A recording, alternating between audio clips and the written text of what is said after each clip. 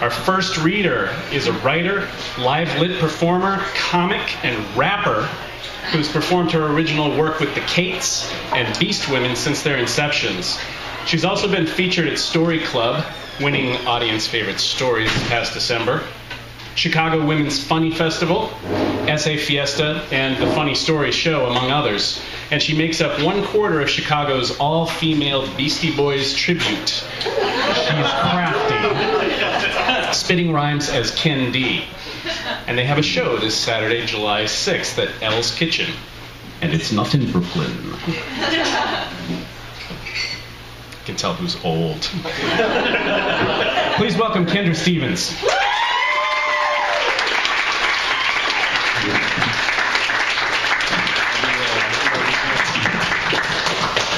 Thank you. Hi, everybody. Thanks for coming. When I was in 5th grade, my family lived in a trailer park in Maryland. We had the corner lot, which meant we had the biggest yard and were the fanciest of the trailer park people. At least square footage-wise. Everything else about us was pretty white trashy. Living in a trailer park is close quarters, and the fiberglass walls of a trailer are just about 2 steps above hanging a sheet across your bedroom so that you and your sister can say you each have your own room. You can hear pretty much everything your neighbors say, smell everything they cook, and if you were lucky enough to have a neighbor with cable, you could watch MTV through their living room window. So maybe that part wasn't so bad. But it did mean that you had to be at least friendly with all of the kids in the park, especially if you had the biggest yard, and even if they sucked as hard as Emily Olsen did. Emily Olsen was in 4th grade and 5'4", which is taller than the adult me and a good 6 inches taller than the 5th grade me.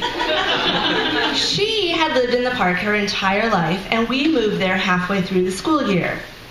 We met for the first time at the bus stop. My family had moved around a lot, and I was now at my 5th elementary school. So I knew how to be the new kid. And when you are a chubby, smart, short kid, you do not make a splash. It is not like prison where you find the biggest guy the first day and beat him up.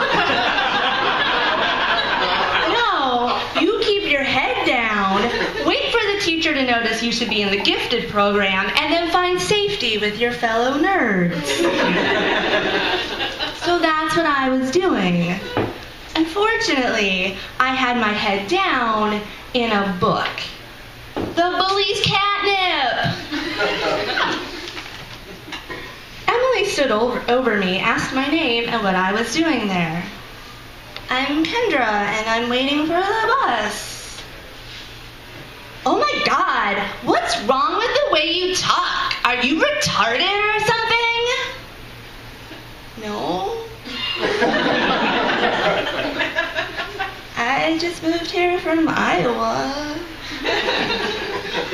Are you some kind of farm girl? And why are you reading a book, farm girl? And with that, she knocked my copy of Little House on the Prairie out of my hands. From that moment on, she took every opportunity to point out the worn spots in my Goodwill clothes. Hello, we lived in a trailer park. We were all poor. She announced to the entire bus that I liked Chad Peterson. How did she even know? Because I didn't tell anybody. And if she saw me in the halls at school, she would chant, "Farm Girl." When she was feeling particularly clever, she would also make pig noises as I passed her. I told you she sucked. Now, I'm pretty sure that Emily Olsen had a rough family life and some deep-seated insecurities that made her lash out. And maybe all she needed was a hug. But my family was pretty terrible too, and I didn't bully people. I handled it like a normal person. spending hours alone in my room, reading, listening to music, playing solitaire, and then becoming a depressed teen.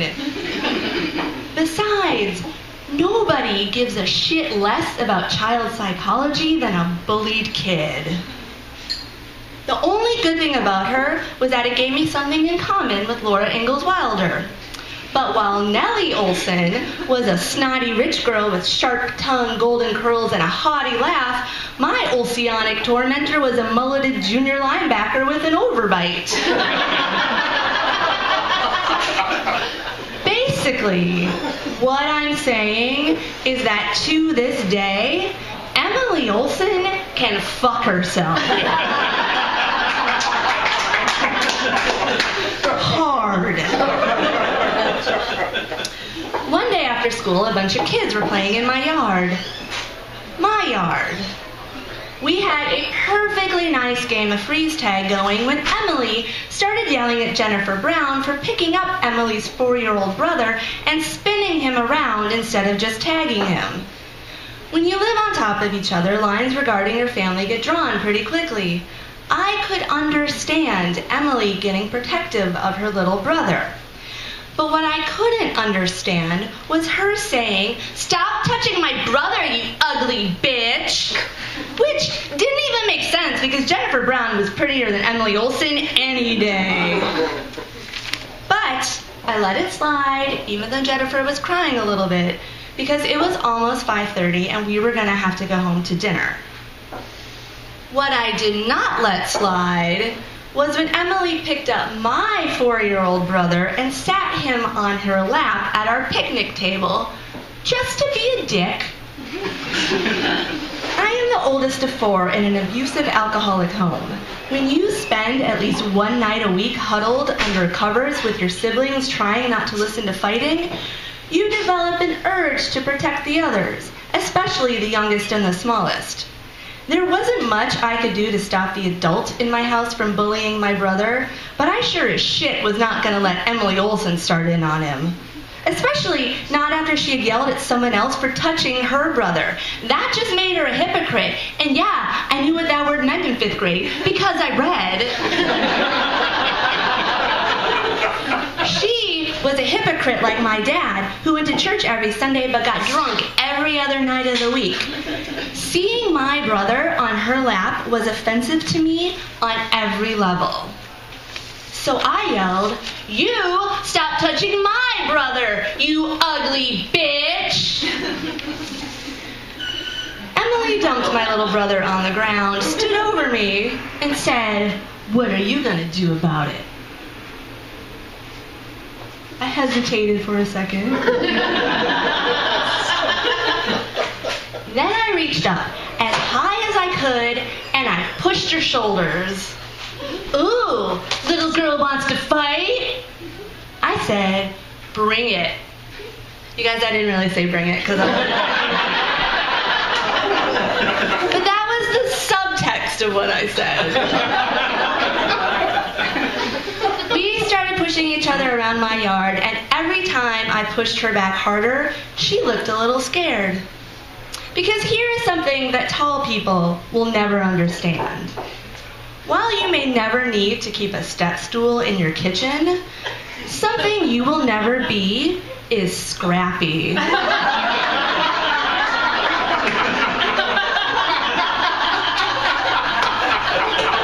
And in a trailer park yard fight, you always pick the scrappy kid.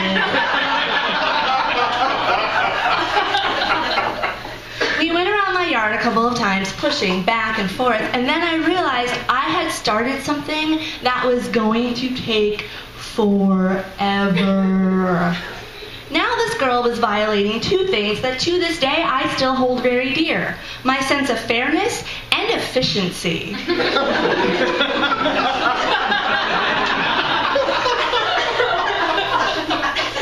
So I open-hand slapped her in the face. And I will never forget her look of shock, because that is the moment that Emily Olsen learned the lesson of scrappers. She tried to slap me back. I ducked, another thing tall people don't do so well. And as I went down, I thought, screw this, and her. And so as I came up, I right hooked her square in her stupid face as she bent over me, and bitch went down.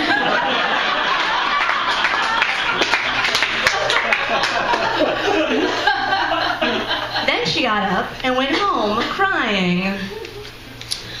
I would like to say that I played it cool, but once she was gone and I scanned the yard and saw the shocked faces of children, I started crying myself and ran inside the house.